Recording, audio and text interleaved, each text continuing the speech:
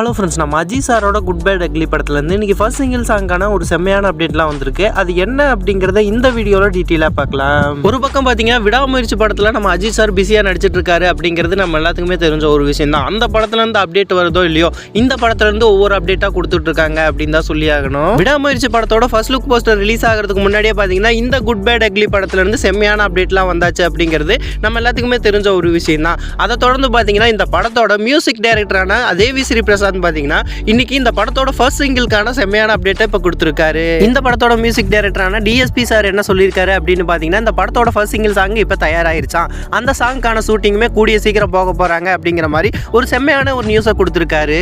இந்த படத்துல நம்ம அஜித் சார் பாத்தீங்கன்னா ஒரு செம்மையான ஜாலியான கேரக்டர்ல நடிச்சிருக்காரு அப்படிங்கிற மாதிரி சொல்லப்படுது.